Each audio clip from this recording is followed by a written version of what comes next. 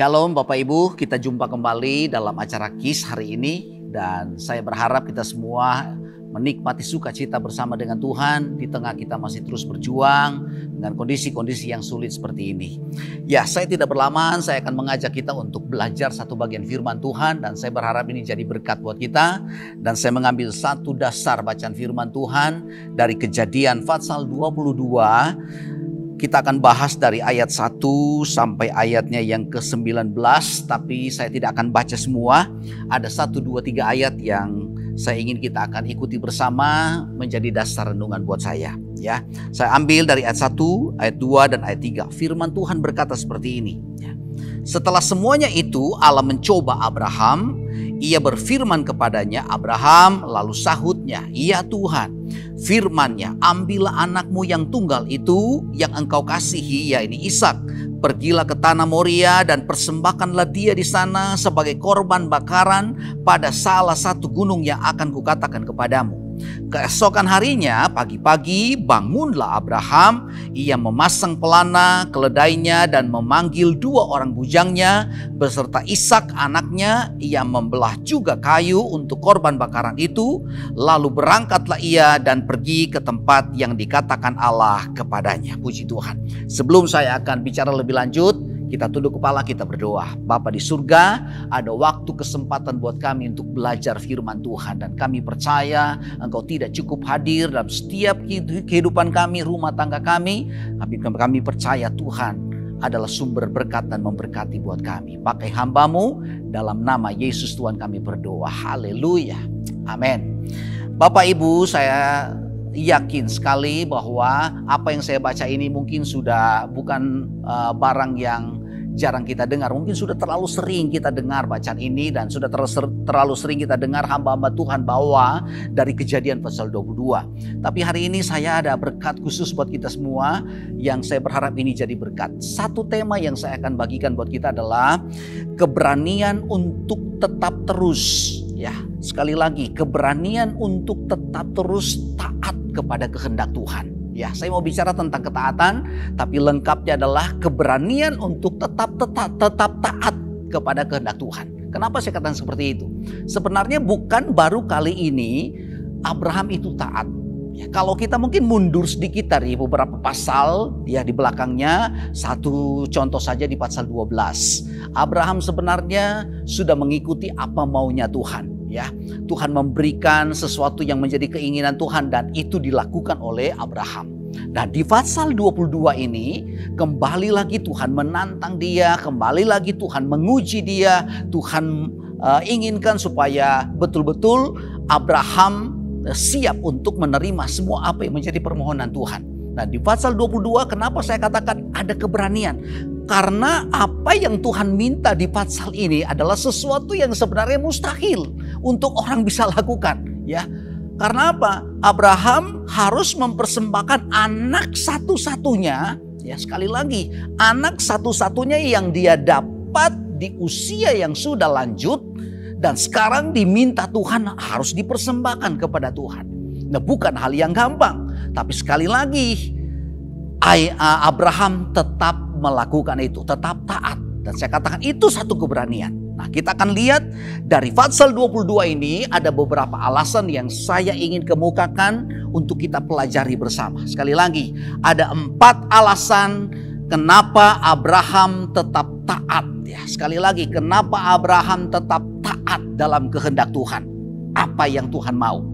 Alasan pertama, ya, saya melihat, ya, mungkin di pasal 22 ini hanya sedikit menyinggung, tapi saya sedikit balik ya ke pasal 12.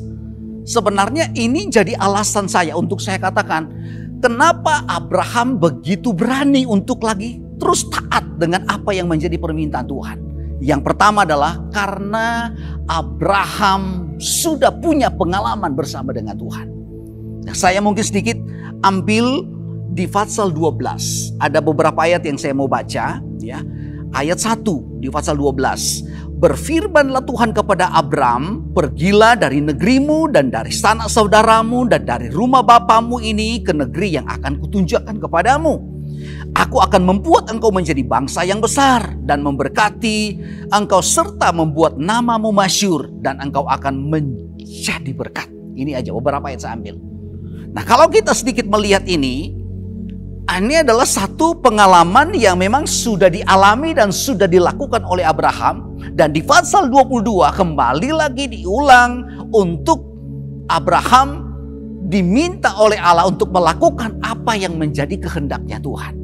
Dan ternyata kenapa dia begitu berani melakukan itu? Kenapa dia berani untuk tetap taat?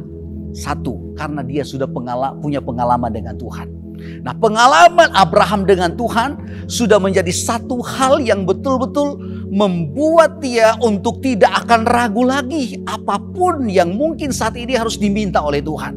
Sampai-sampai pada saat firman Tuhan datang kepada dia, mungkin itu terjadi pada tengah malam. Karena waktu itu firman Tuhan katakan pagi-pagi benar dia sudah mempersiapkan segalanya. Dia ambil keputusan pada waktu malam itu untuk apa? Lakukan apa yang Tuhan mau. Setelah keputusan dia ambil, ada hal berikutnya yang dia lakukan. Karena dia sudah punya pengalaman, dia bertindak. Kenapa saya katakan seperti itu? Karena dia tidak buang-buang lagi waktu, tidak buang kesempatan. Tindakan dia ambil, pagi-pagi benar dia panggil bujangnya ikut bersama dengan dia. Termasuk anaknya Ishak dia bawa. Sesuatu yang memang tidak mudah, tidak gampang. Mungkin kalau saya sedikit bawa kita kepada kehidupan kita sendiri. Coba sedikit berpikir, jangan hanya melihat kepada Abraham. Kalau sampai hari ini kita bisa mensyukuri akan pemeliharaan Tuhan, kasih dan kebaikan Tuhan bagi kita. Walaupun mungkin tidak pernah habis-habisnya persoalan, pergumulan, tantangan-tantangan yang kita hadapi. Ya. Coba sedikit melihat ke belakang, oh iya ya. Sejak saya mengenal Tuhan, sejak saya percaya dan mempercayai Tuhan, tidak sedikit pergumulan, masalah-masalah yang harus saya hadapi. Dan saudara sudah lewati semua itu menjadi satu pengalaman kita dengan Tuhan. Nah, apakah pengalaman itu menjadi satu motivasi buat kita untuk terus tetap berani taat kepada kehendaknya? Memang tidak mudah. Ya. Tapi saya sangat yakin pengalaman-pengalaman dengan Tuhan yang sudah pernah kita alami. Saya tahu ya. Kita menghadapi masalah ini bukan saja pada saat kita hadapi pandemi seperti ini. Mungkin ada hal-hal yang lebih yang sudah kita hadapi juga sampai kita harus tetes air mata. Tapi kita keluar sebagai pemenang. Kita bisa taat, kita bisa lakukan semua yang Tuhan mau. Ya, sekali lagi saya katakan, ini jadi satu cambukan bagi kita. Satu motivasi yang sangat besar untuk terus berani taat kepada kehendak Tuhan. Satu pujian yang mungkin sedikit saya angkat dan saya berharap kata-kata ini bisa jadi berkat buat kita. Bersamamu Bapa, ku lewati semua.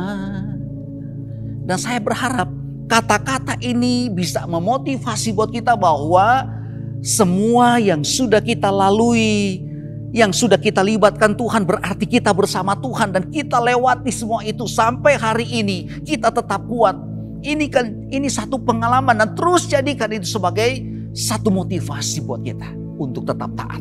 Yang kedua, yang saya lihat kenapa dia punya keberanian untuk terus taat kepada kehendak Tuhan.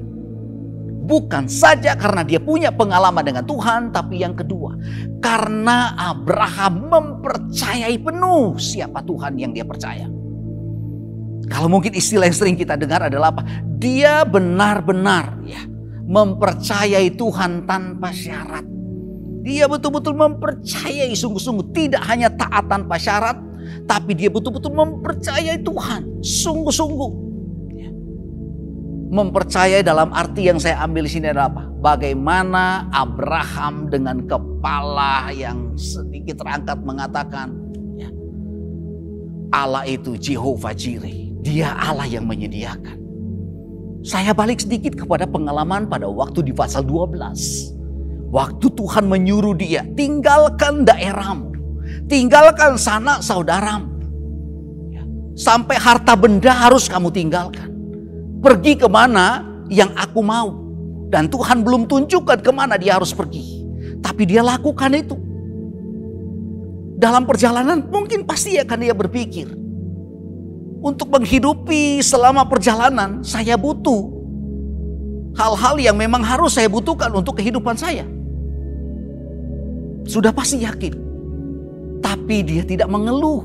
Dia tetap mempercayai Tuhan. Ini hal yang luar biasa. Dia tetap taat dan berani taat kepada Tuhan. Karena memang dia percaya dan mempercayai sungguh bahwa Allah sanggup menyediakan. Saat dia melakukan apa yang Tuhan mau, yang diungkapkan di pasal 12 dan pasal-pasal yang lain. Sekali lagi, saat dia harus diminta oleh Tuhan mempersembahkan anak satu-satunya yang dia dapat dari usia yang sudah lanjut. Sebenarnya masih ada waktu untuk dia berpikir untuk bisa membatalkan itu. Tapi ternyata saudara-saudara, dia tidak harus membatalkan apa yang sudah dia ambil sebagai satu keputusan. Melakukan ketaatan itu. Karena apa? Dia mempercayai. Ada satu ayat yang mungkin perlu saya baca dan ini luar biasa.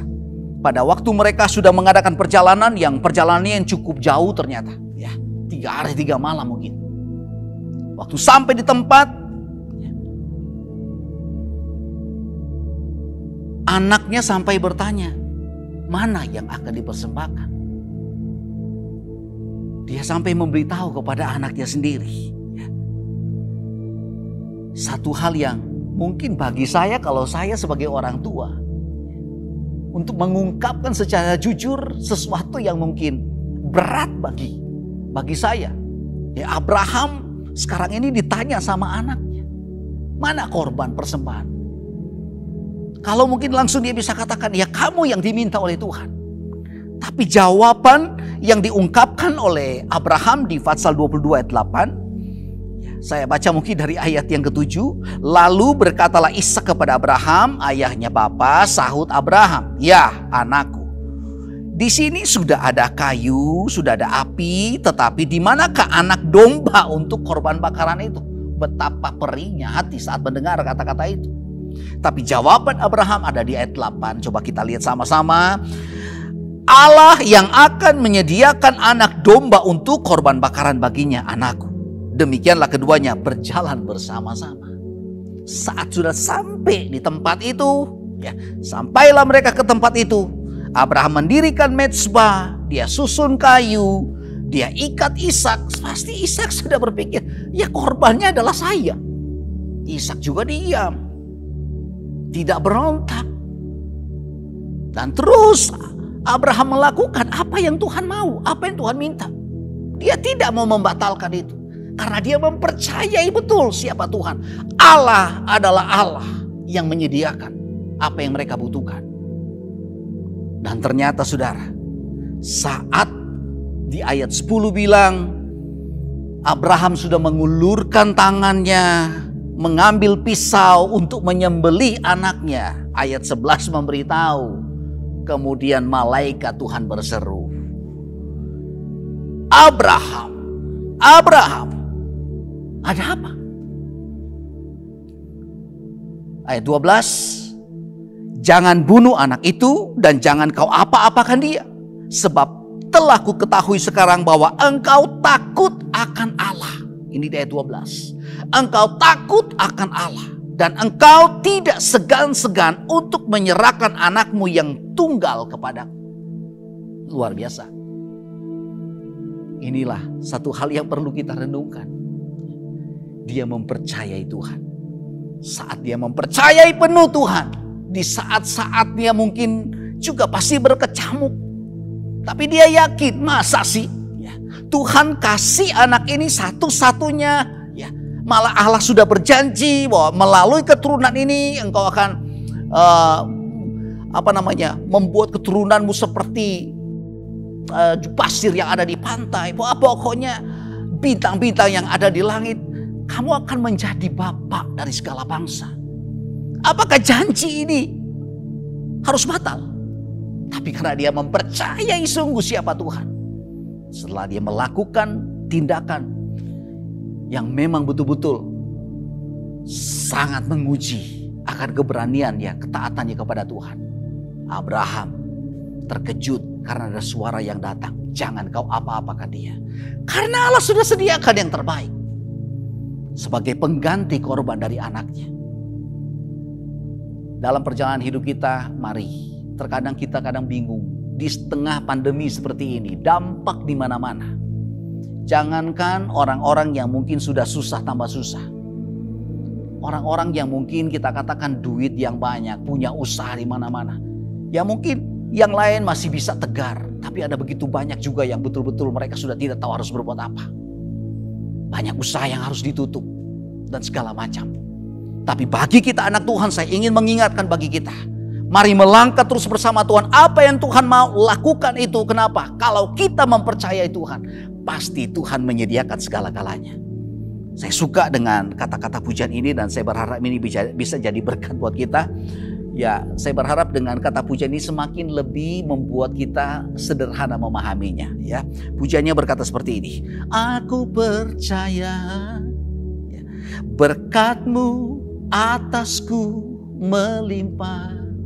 Ini kata-kata yang sangat luar biasa. Kita meyakini, ya, aku percaya di tengah kesulitan Allah selalu akan memelihara kita. Itu sebabnya kata pujian berikutnya yang katakan, ku tahu Bapa peliharaku, Dia baik, Dia baik.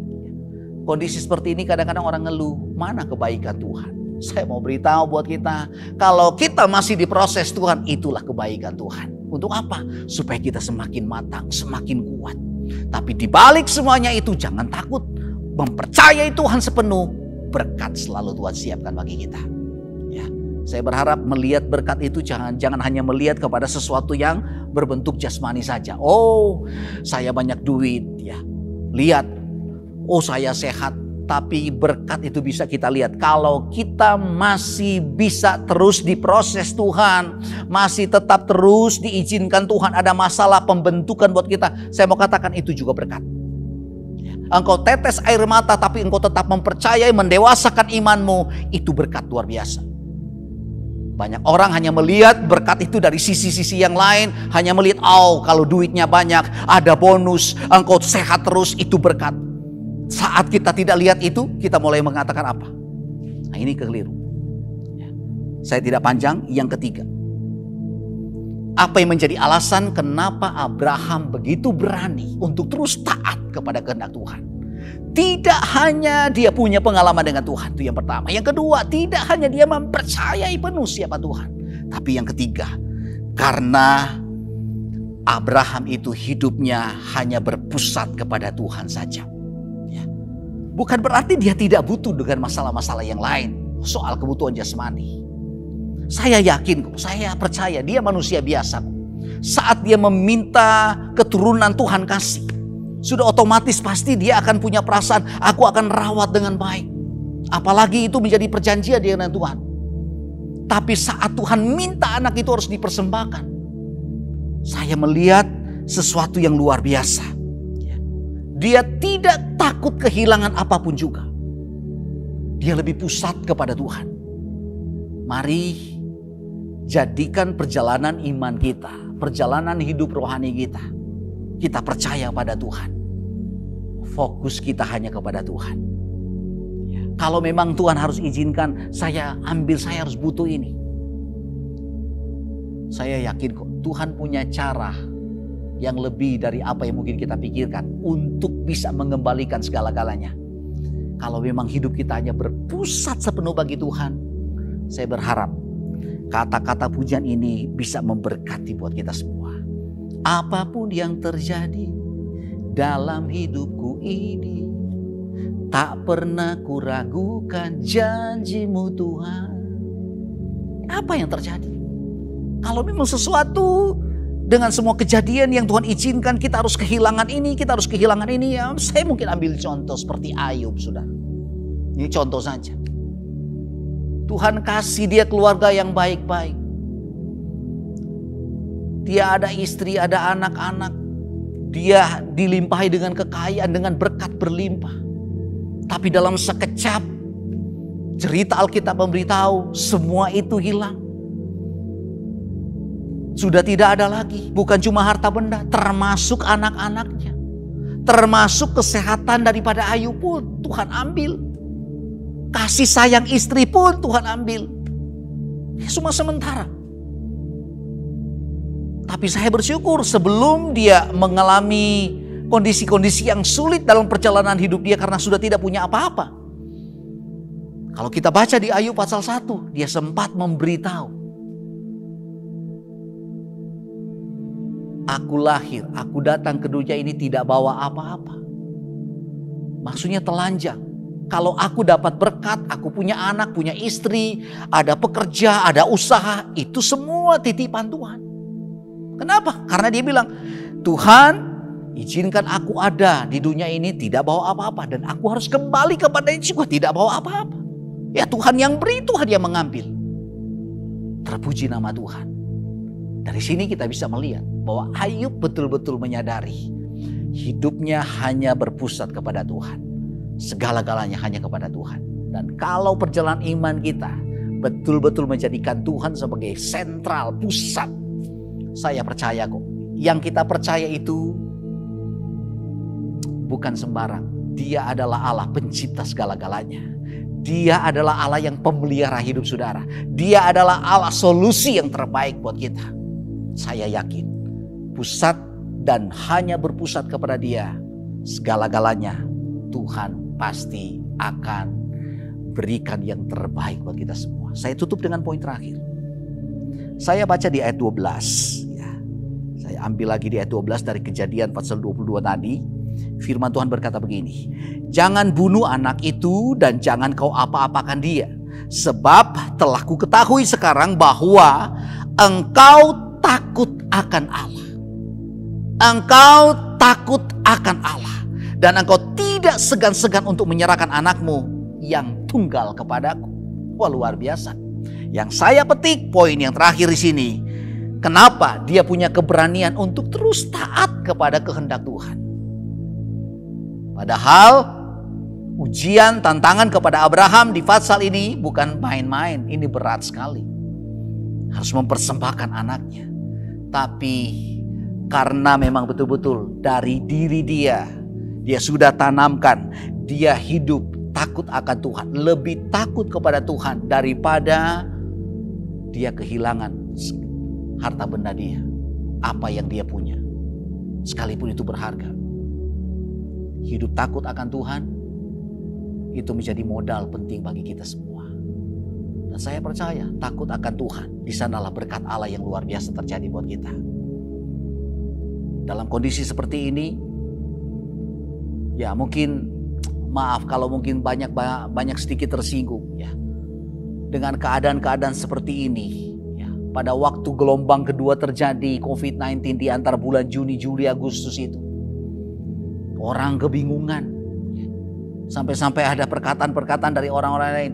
Sekarang ini orang lebih takut dengan COVID daripada takut kepada Tuhan. Sebenarnya secara manusia memang wajar dia berpikir seperti itu. Tapi ada orang yang sudah terlalu takut dengan kehilangan segala-galanya yang dia punya. Yang sebenarnya itu sementara daripada takut pada Tuhan. Ada yang sudah kehilangan tapi bukan datang sungguh-sungguh pada Tuhan. Malah semakin jauh dari Tuhan. Malah menyalahkan Tuhan. Saya berharap apapun yang terjadi, hidup saudara senang, diberkati atau tidak, susah atau sakit, senang, sakit atau sehat, mari. Jadikan hidup kita selalu takut akan Tuhan. Saya percaya dimanapun kita berada, kalau kita hidup takut akan Tuhan, di sana pasti ada pemeliharaan Tuhan, ada berkat Tuhan. Dan saya yakin beberapa poin ini jadi berkat buat kita semua. Dan Tuhan Yesus memberkati buat kita. Shalom. Tetap semangat. Dan terus berjuang. Untuk selalu taat kepada kehendak Tuhan. Amin. Mari kita tunduk kepala. Kita berdoa bersama. Bapa di surga, terima kasih buat hari ini. Tuhan beri kesempatan lagi buat kami dengan waktu yang tidak banyak, singkat untuk kami boleh belajar kebenaran firman Tuhan. Terima kasih ada figur yang baik yang kami boleh belajar dari seorang tokoh Alkitab namanya Abraham. Dia selalu menunjukkan keberanian untuk terus taat kepada kehendak Tuhan. Karena kami boleh melihat karena dia punya alasan-alasan untuk melakukan itu. Walaupun tantangan ujian begitu berat, tapi dia tidak pernah untuk sedikit pun mundur dari apa yang sudah dia putuskan. karena dia punya pengalaman dengan Tuhan. Dia mempercayai penuh siapa Tuhan karena hidupnya hanya berpusat penuh kepada Tuhan. Bukan kepada duniawi, bukan kepada harta benda. Tetapi dia menunjukkan bahwa dia lebih takut kepada Tuhan. Dan hidupnya memang sungguh-sungguh takut akan Tuhan daripada kehilangan dengan segala-galanya. Terima kasih untuk semuanya. Dan hamba berdoa memberkati seluruh jemaat yang mendengarkan. Yang susah Tuhan hiburkan, yang sakit disembuhkan, yang lagi punya masalah diberi jalan keluar terbaik oleh Tuhan. Hamba berdoa berkati gereja Tuhan. Dimanapun berada kami percaya kami sudah mulai beribadah tatap muka. Tuhan terus juga akan memberkati semua apa yang sedang diusahakan untuk boleh bisa normal kembali. Dan kami berdoa pemerintah kami dari pusat sampai yang terdekat dengan kami diberkati oleh Tuhan. Tolong setiap anak-anak Tuhan dan seluruh rakyat bangsa Indonesia juga boleh mendukung semua kebijakan-kebijakan yang saat ini sedang dilakukan oleh pemerintah kami. Supaya pandemi yang saat ini masih ada dan kami sangat bersyukur kami boleh beribadah lagi, semua karena anugerah Tuhan. Dan kami berdoa Tuhan kuatkan pimpinan negara kami sampai yang terdekat dengan kami. Terima kasih untuk hari ini. Kami percaya Tuhan memberkati gereja kami, dari Bapak Gembala, seluruh majelis, hamba Tuhan, jemaat Tuhan diberkati Tuhan. Kami akhiri untuk ibadah KIS hari ini, diberkati dalam nama Yesus. Haleluya. Amin.